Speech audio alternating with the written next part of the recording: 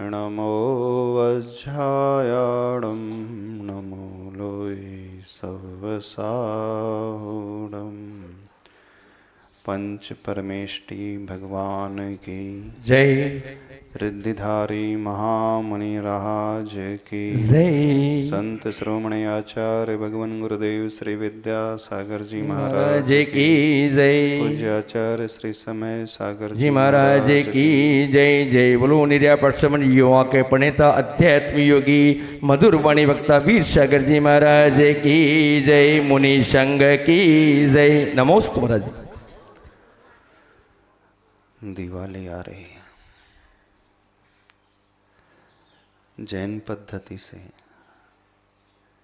दीपावली की पूजन की जानी चाहिए। दिवाली में वीतरागता की उपासना होती है, न कि सरागी देवी देवताओं की उपासना होती है। भगवान महावीर स्वामी जी को मोक्ष की प्राप्ति प्रत्युष बेला में ब्रह्म मुहूर्त के आसपास प्राप्त हुई थी। इसीलिए मोक्ष कल्याणक निर्वाण लाडू चढ़ा करके मनाया जाता है। गोधूली बेला में सूर्यास्त के पूर्व गौतम स्वामी गणधर देव को केवल ज्ञान रूपी ज्योति प्रकट हुई थी, इसलिए ज्ञान लक्ष्मी की पूजा की जाती है, न कि कोई देवी लक्ष्मी धन लक्ष्मी की पूजा की जाती है।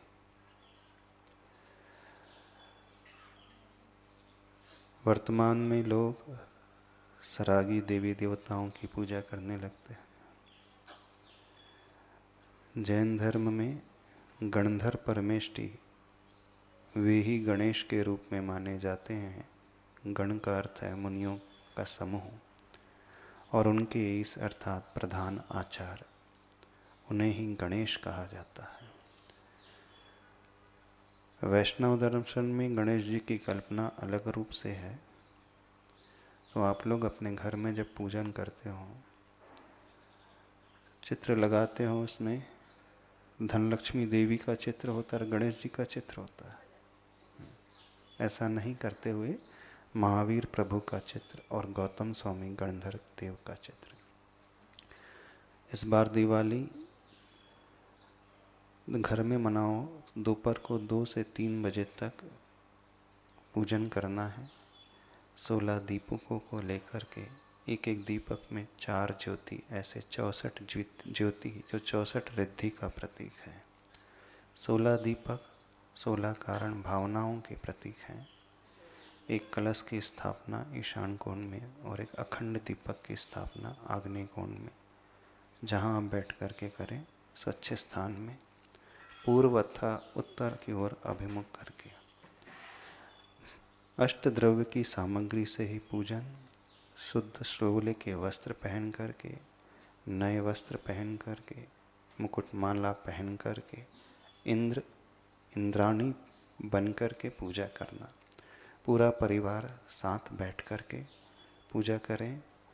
जो विधि आप मंदिर में करते हैं, उसी विधि को अपनाते हुए करें। पूजन के पश्चात आप महावीराष्टक का पाठ, भक्तामर स्तोत्र का पाठ करें, भगवान की आरती करें। पूजा के पश्चात जब ये हो जाए, 64 रिद्धि मंत्र की जाप अवश्य करना। हो सके तो रात भर करे तो अति उत्तम हो।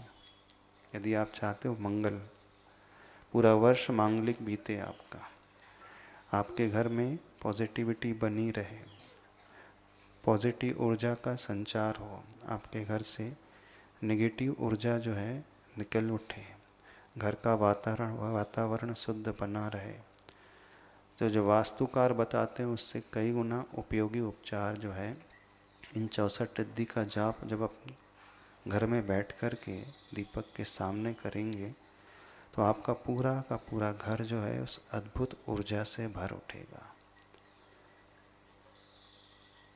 एक एक सदस्य ड्यूटी बनाते हुए आधा आधा घंटे जाप कर सकता है, फिर बदल बदल करके नए नए सदस्य बारी बारी से प्रयोग करें तो बहुत उत्तम रहेगा। रात भर करे तो उत्तम, नहीं है तो रात के 12 बजे तक तो करना ही। अन्य सारे काम छोड़ कर के एक सदस्य बहुत भक्ति भाव से भर करके इन 64 रिद्धियों से संपन्न जो मुनिराज होते हैं, वे सबसे पावरफुल मुनि महाराज होते हैं, उनकी ऊर्जा बहुत होती है। उन मुनि महाराज की जाप, उन मुनि महाराज का ध्यान आचार्य भगवान भी करते हैं, अन्य साधु परमेष्टि भी करते हैं। ये सबसे ज़्यादा ऊर्जा को देने वाले मंत्र हैं। एक एक मंत्र की रक्षा देवता लोग भी करते हैं। तो आप लोगों को जैन दीपावली कैसे मनाना उसकी पुस्तक मिल जाएगी, पोस्टर भी मिल जाएगा। आज उन 64 रिद्धि मंत्र को के बारे में आप लोगों को थोड़ा बता देते हैं, कैसे उस मंत्र की जाप करना और कैसे अपने भावों को उन रिद्धि संपन्न मुनिराज के चरणों तक लेकर के आना। पहले हम 64 मंत्र का पाठ कर देते हैं, उसके पश्चात फिर उसका शॉर्ट में 2-2 पंक्ति में अर्थ बताते चले जाएंगे, ताकि एक बार आपको अर्थ समझ में आ जाएगा तो आपके भाव उसमें बहुत अच्छे से लगेंगे। ये सामान्य मंत्र नहीं है। जब जब आपके जीवन में कोई विपत्ति आ जाती, परिवार में परेशानी आ जाती है, आप इधर उधर चक्कर लगाते हो, पंडितों के चक्कर लगाते हो, झाड़ा फूकी कराने के लिए जाते हो, हाँ कोई मंत्र मांगने आते हो, तो कहीं आपको भटकने की आवश्यकता नहीं, किसी पंडित के चक्कर लगाने की आवश्यकता नहीं, किसी ज्योतिषाचार्य के चक्कर लगाने की आवश्यकता नहीं, कोई लाल कपड़े में नारियल टांगने की आवश्यकता नहीं, कोई गंदा ताबीज नहीं, कोई यंत्र नहीं। ये सबसे पावरफुल मंत्र हैं, उसका हम पाठ कर देते हैं, फिर बाद में अर्थ बता देते हैं। मुनि महाराज भी इन मंत्रों को हमेशा पाठ करते हैं, जहाँ भी में भी लाते हैं, स्मरण करते हैं। मूल रूप से 8 रिद्धियाँ होती हैं: बुद्धि रिद्धि, क्रिया रिद्धि, विक्रिया रिद्धि, तप रिद्धि, बल रिद्धि, औषध रिद्धि, अक्षीण रिद्धि और रस रिद्धि। ऐसी 8 रिद्धि होती हैं। उनका विभाजन जो है 64 रिद्धि के रूप में हो जाता है। ओम ह्रीं अवधि ज्ञान बुद्धि रिद्धये नमः। ओम ह्रीं मनः पर्य ज्ञान बुद्धि रिद्धये नमः। ओम ह्रीं केवल ज्ञान बुद्धि रिद्धये नमः। ओम ह्रीं बीज बुद्धि रिद्धये नमः। ओम ह्रीं कोष्ठ ज्ञान बुद्धि रिद्धये नमः। ओम ह्रीं पादानुसारिणी बुद्धि रिद्धये नमः। ओम ह्रीं संभिन्न श्रोत्रत्व बुद्धि रिद्धये नमः। ओम ह्रीं दूरास्वादित्व बुद्धि रिद्धये नमः। ओम ह्रीं दूरस्पर्शत्व बुद्धि रिद्धये नमः। ओम ह्रीं दूरघ्राणत्व बुद्धि रिद्धये नमः। ओम ह्रीं दूरश्रवणत्व बुद्धि रिद्धये नमः। ओम ह्रीं दूरदर्शित्व बुद्धि रिद्धये नमः। ओम ह्रीं दशपूर्वित्व बुद्धि रिद्धये नमः। ओम ह्रीं चतुर्दश पूर्वित्व बुद्धि रिद्धये नमः। ओम ह्रीं अष्टांग महानिमित्त बुद्धि रिद्धये नमः। ओम ह्रीं प्रज्ञाश्रमण बुद्धि रिद्धये नमः। ओम ह्रीं प्रत्येक बुद्धि रिद्धये नमः। ओम ह्रीं वादित्व बुद्धि रिद्धये नमः। ओम ह्रीं अणिमा विक्रिया रिद्धये नमः। ओम ह्रीं महिमा विक्रिया रिद्धये नमः। ओम ह्रीं लघिमा विक्रिया रिद्धये नमः। ओम ह्रीं गरिमा विक्रिया रिद्धये नमः। ओम ह्रीं प्राप्ति विक्रिया रिद्धये नमः। ओम ह्रीं प्राकाम्य विक्रिया रिद्धये नमः। ओम ह्रीं ईशत्व विक्रिया रिद्धये नमः। ओम ह्रीं वशित्व विक्रिया रिद्धये नमः। ओम ह्रीं अप्रतिघात विक्रिया रिद्धये नमः। ओम ह्रीं अंतर्धान विक्रिया रिद्धये नमः। ओम ह्रीं सकाम रूप विक्रिया रिद्धये नमः। ओम ह्रीं नभस्थलगामित्व चारण क्रिया रिद्धये नमः। ओम ह्रीं जलचारण क्रिया रिद्धये नमः। ओम ह्रीं जंघाचारण क्रिया रिद्धये नमः।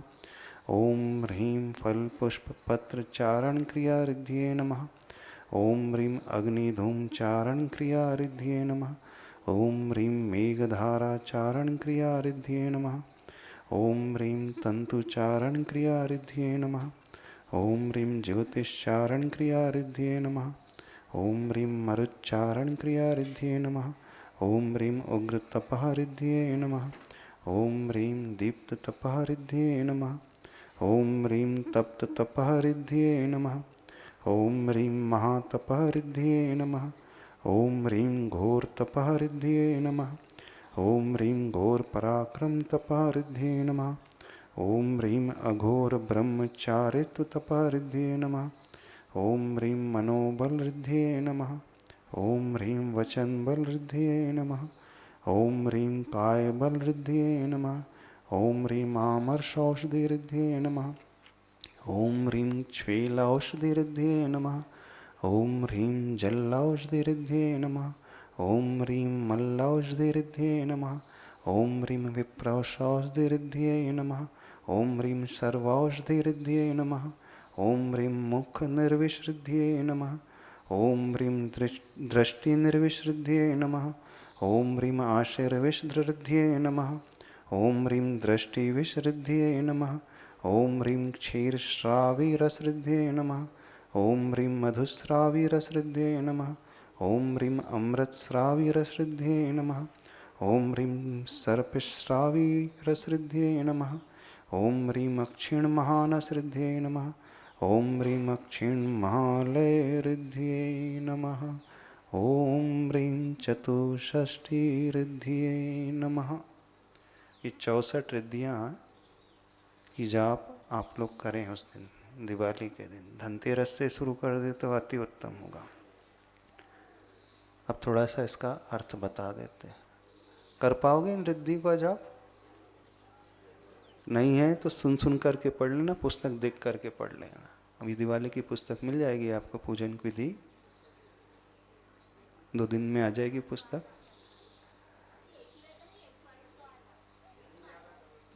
तीन बजे से रात के 12 बजे तक करना है, एक मेंबर, आधा घंटे तक।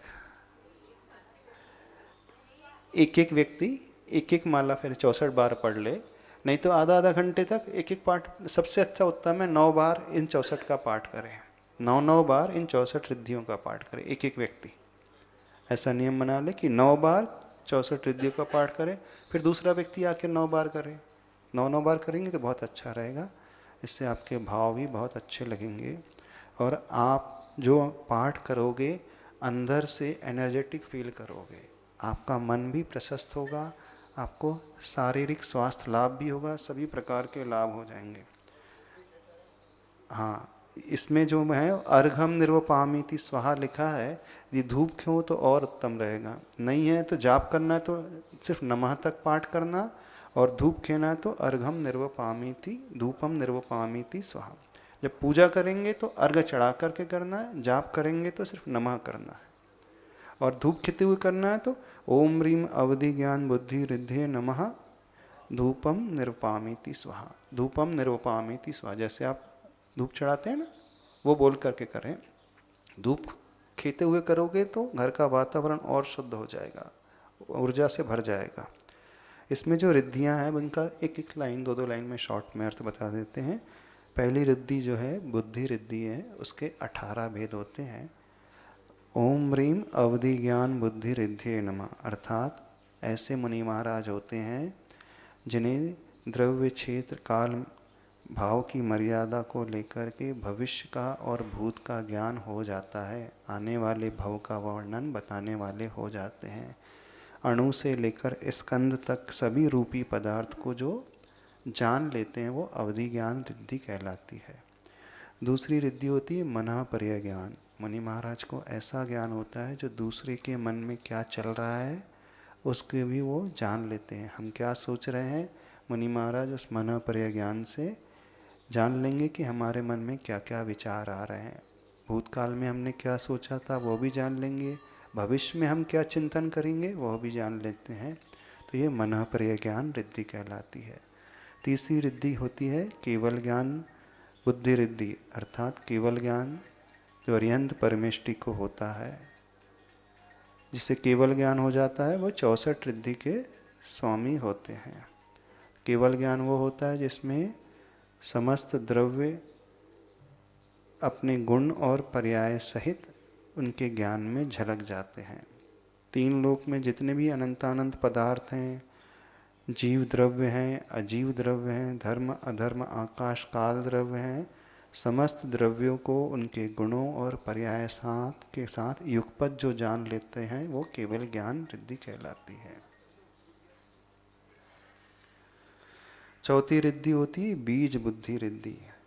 अर्थात जैसे एक बीज बोया जाता है तो उससे लाखों फल की प्राप्ति हो जाती है, ऐसे ही बीज पद से एक बीजाक्षर के ज्ञान से वह समस्त श्रुत ज्ञानों को जान लेते हैं। कोष्ठ बुद्धि पांचवी रिद्धि होती है। जैसे कोष्ठ में भिन्न भिन्न धान्य रखा होता है, उनके ब्रेन में अलग अलग एक एक समस्त ज्ञान जो है समाहित हो जाता है, तो इतना द्वादशांक का ज्ञान उन्हें उस कोष्ठ बुद्धि की माध्यम से हो जाता है। छठवीं रिद्धि होती पदानुसारिणी। एक पद पढ़ करके वो पूरे ग्रंथ का स्वाध्याय कर लेते हैं। एक पद को स्मरण में किया तो समस्त द्वादशांग वो पढ़ लेते हैं। जैसे भक्तामर का पहला पद लिया तो पूरा भक्तामर याद आ जाएगा, बीच का पद लिया तो अपने आप आ जाएगा, अंतिम पद लिया तो वो पूरा का पूरा शास्त्र उनको आ जाएगा। सातवीं रिद्धि होती संभिन्न श्रोत्रत्व रिद्धि। ओम ह्रीम संभिन्न श्रोत्रत्व बुद्धि रिद्धिये नमः। करोड़ों लोग भी एक साथ क्यों ना कुछ कह रहे हों, लेकिन उस सबके प्रश्न को एक साथ जान लेंगे। भीड़ कुछ भी क्यों ना कह रही हो, वह सबको पृथक पृथक सुनने की जो क्षमता जिनको प्रकट हो जाती है वो संभिन्न श्रोत्रत्व रिद्धि कहलाती है। आठवीं रिद्धि होती है दूर आस्वादित्व रिद्धि। ओम ह्रीम दूरास्वादित्व बुद्धि रिद्धिये नमः। ऐसी भी क्षमता हो जाती है, योजनों दूर जो पदार्थ रखा है यहीं बैठे बैठे उसका स्वाद वो ज्ञात कर लेते हैं। नौवीं रिद्धि होती है ओम ह्रीम दूर स्पर्शत्व बुद्धि रिद्धिये नमः। हजारों किलोमीटर दूर कोई वस्तु हो तो यहाँ बैठे बैठे वो टच कर लेंगे, स्पर्श कर लेंगे। 10वीं रिद्धि होती है ओम ह्रीम दूर घ्राणत्व बुद्धि रिद्धिये नमः। कोई वस्तु कोई फल करोड़ों किलोमीटर दूर हो तो यहाँ बैठे बैठे उसकी सुगंधी उन्हें आ जाती है। 11वीं रिद्धि होती है ओम ह्रीम दूर श्रवणत्व बुद्धि रिद्धिये नमः। दूर से जो श्रवण कर लेते हैं। 12वीं होती है ओम ह्रीम दूर दर्शित बुद्धि रिद्धिये नमः। दूर का यहीं बैठे बैठे देख लेते हैं।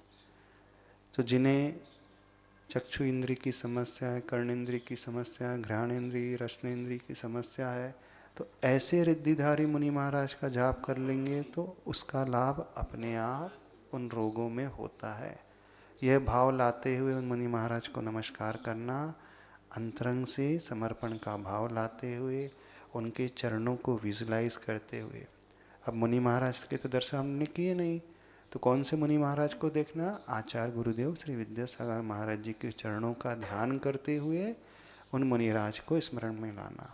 आज भी ढाई दीप में विदेश क्षेत्र में ऐसे 64 रिद्धि 63 रिद्धिधारी मुनि महाराज विचरण कर रहे हैं, तो उनको हम ध्यान रखते हुए मंत्र फेरेंगे तो बहुत ज़्यादा लाभ होगा।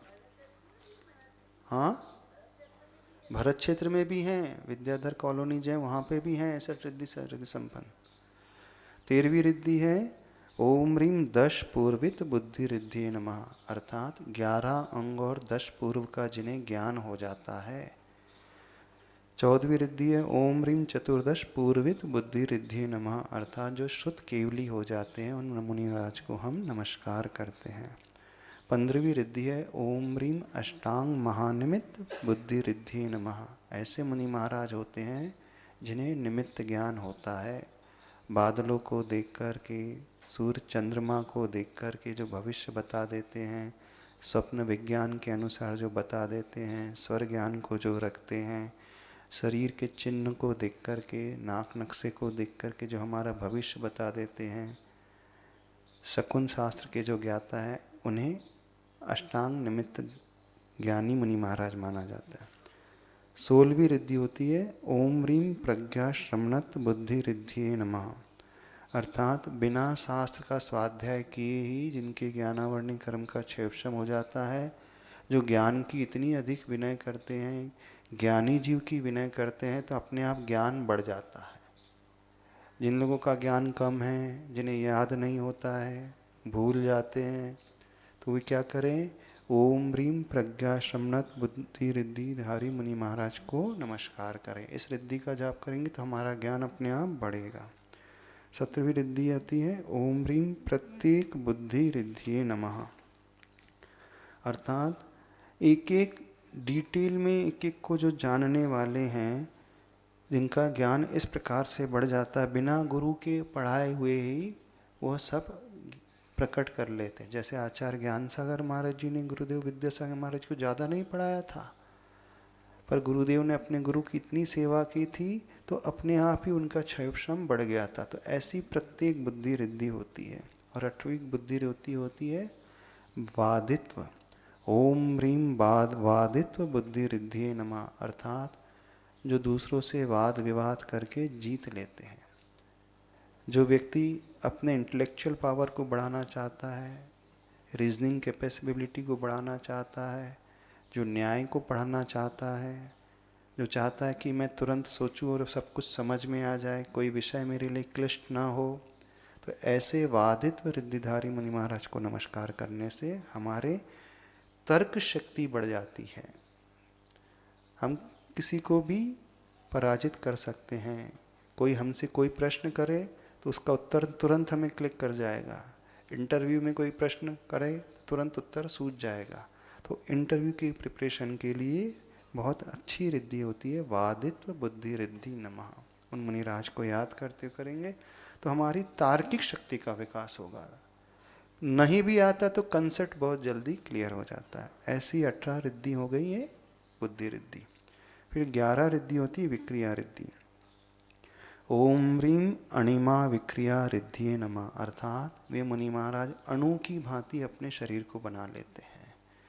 20वीं रिद्धि है ओम ह्रीम महिमा विक्रिया रिद्धि नमः। अर्थात वो अपने शरीर को बहुत बड़ा बना लेते हैं। 21वीं है ओम ह्रीम लघिमा विक्रिया रिद्धिये नमः। अर्थात अपने शरीर को एकदम हल्का बना लेते हैं, लघु बना लेते हैं। जो आग का फूल होता है ना, एकदम हल्का हवा में उड़ता है, उनका शरीर इतना हल्का हो जाता है। ओम ह्रीम गरिमा विक्रिया रिद्धिये नमः। अर्थात सुमेरु पर्वत की भांति जो अपने शरीर को भारी बना लेते हैं। जैसे जब रावण ने उपसर्ग किया था, कैलाश पर्वत को ऊपर उठाने का प्रयत्न किया था, तो मुनि महाराज ने अंगूठे से दबा दिया था, पर्वत एकदम दबने लगा था। तो ऐसी रिद्धि हो जाती है उसके मान। रावण जब रोया था तो उसका नाम रावण पड़ा था, रौती थी रावणा। तो ये रिद्धि होती है गरिमा रिद्धि, वज्र से भारी अपने शरीर को बना लेते हैं। फिर आती है प्राप्ति रिद्धि।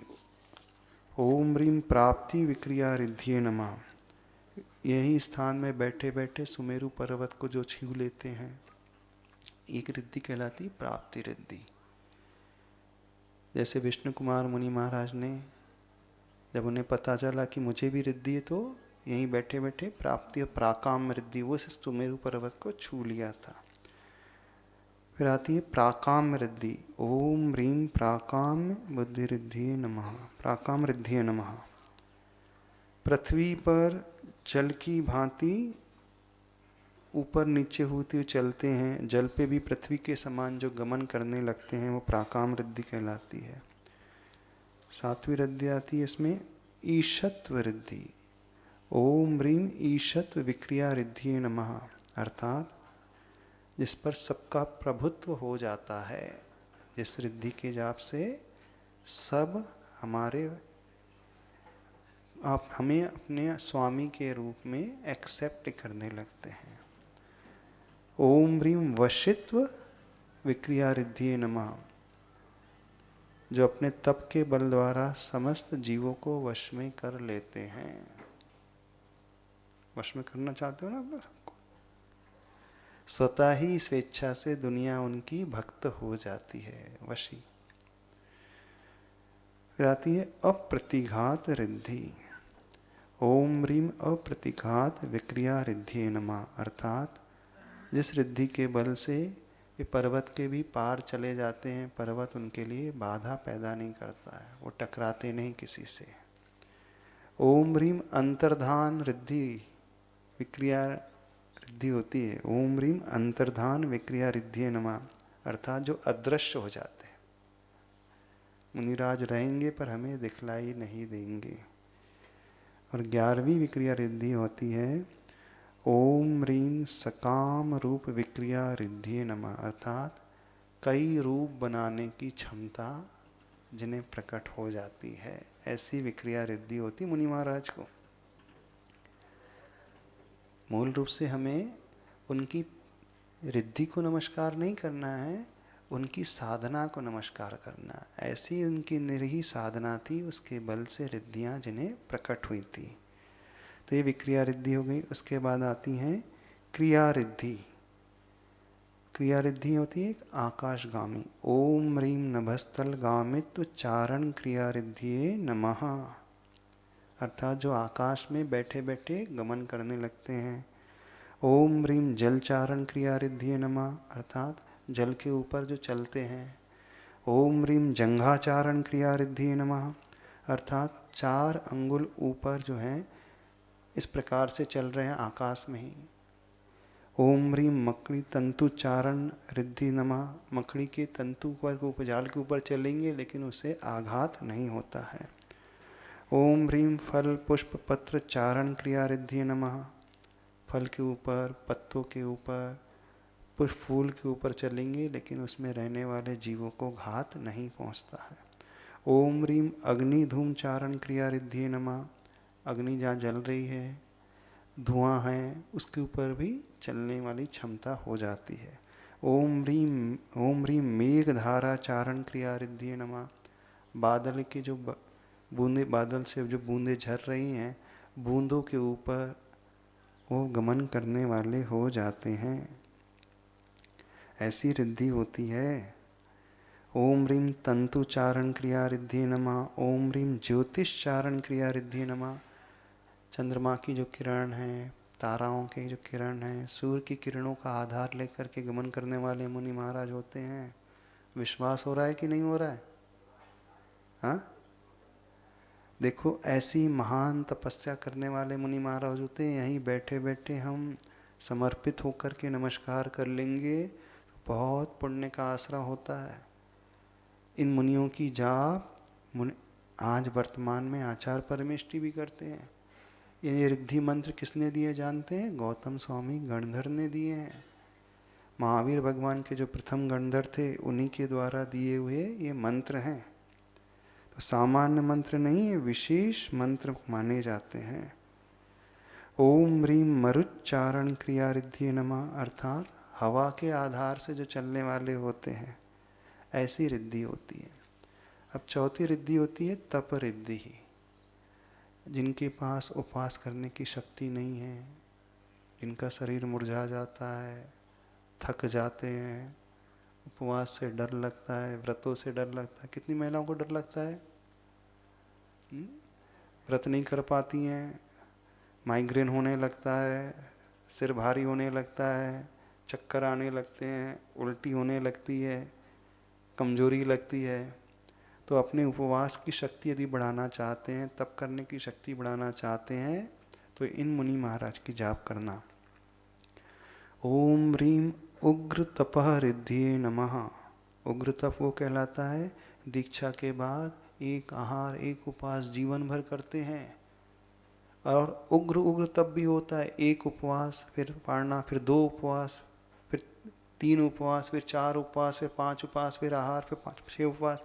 यानी हर आहार के बाद उपवास की संख्या जो बढ़ाते रहते हैं, ऐसे 4 महीने तक लगातार लेकर के जाते हैं। यानी एक आहार करेंगे, फिर 4 माह का उपवास, फिर पारना करेंगे, फिर 4 महीने के उपवास का संकल्प के साथ बैठ जाएंगे। तो जो उग्र तप करते हैं, मासोपवास की जिनकी क्षमता हो जाती है, तो उन्हें कहा जाता है ओम ह्रीम उग्रोग्र तप रिद्धिये नमः, उग्र तप करने वाले। जब हम मुनि महाराज को याद करेंगे तो हमारी शक्ति का भी विकास होता है। ओम ह्रीम दीप्त तपः रिद्धिये नमः, अर्थात एक ऐसी रिद्धि होती है जो मुनि महाराज महीने भर का भी उपवास कर रहे हैं, फिर भी उनकी शरीर की कांति बढ़ जाती है, तेज बढ़ जाता है, मनोबल बढ़ जाता है, कायबल बढ़ जाता है, थकान नहीं होती है। ओम ह्रीम तप्त तप रिद्धि नमः। जैसे गरम तवा पे हम जल डालते हैं तो उड़ जाता है भाप बन करके, ऐसे मुनि महाराज होते हैं जो भी आहार करते हैं निहार नहीं होता है, सारा का सारा आहार जो है ऊर्जा के रूप में परिवर्तित हो जाता है। वो तप्त तप है और उनका शरीर एकदम तप्तायमान सूर्य की भांति चमकने लगता है। ओम ह्रीम महातप रिद्धि नमः। जो मुनि महाराज सिंह निष्क्रीडित व्रत करने की क्षमता पैदा कर लेते हैं, जैसे आचार्य शांति सागर महाराज जी ने किया था ना, एक आहार फिर एक उपवास, तो 15 उपवास तक लेके गए थे, फिर 15 से फिर 14, 13, 12 आते हुए एक एक कवल चंद्रायण व्रत होता है, एक एक ग्रास बढ़ाना आहार में, एक ग्रास से शुरू लेकर के 32 ग्रास तक लाना, फिर उससे घटाना उसी क्रम से। ओम ह्रीम घोर तप रिद्धि नमः। घोर तप क्या कहलाता है?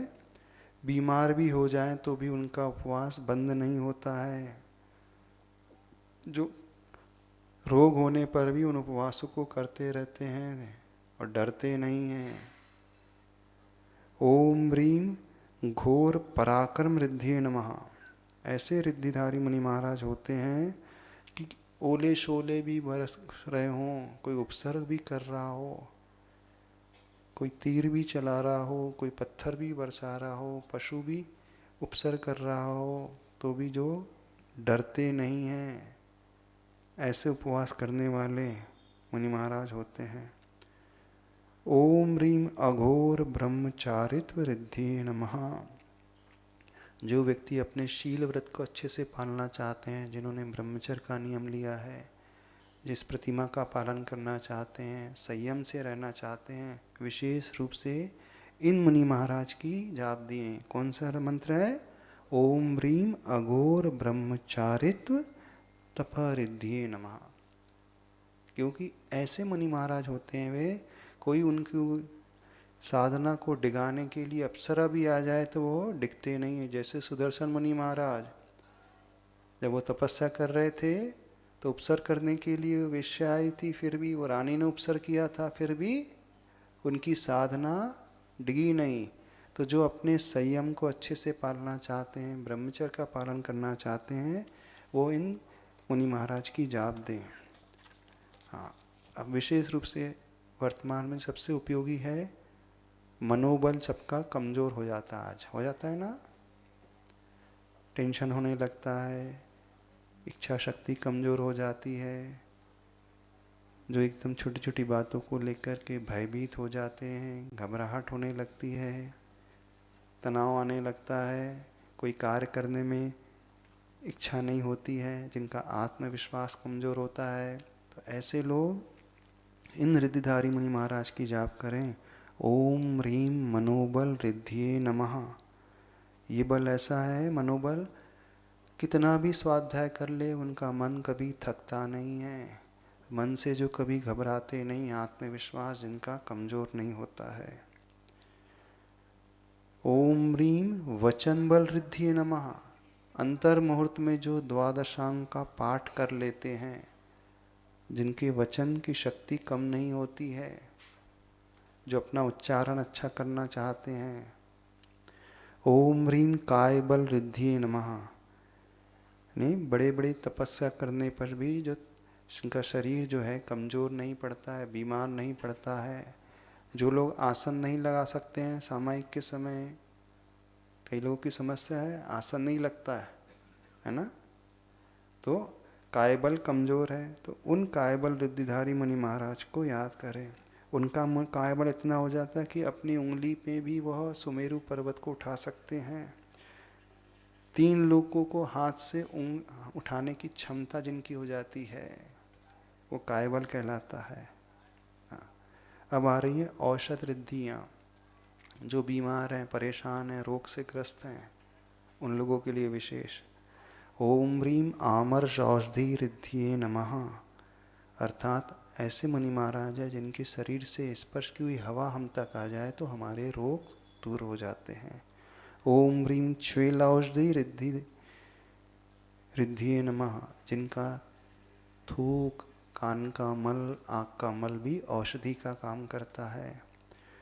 ओम ह्रीम जल औषधि रिद्धिये नमः, अर्थात जिनका पसीना भी औषधि का काम करता है। ओम ह्रीम मल्लाऔषधि रिद्धिये नमः, जिनका मल भी औषधि का काम करता है।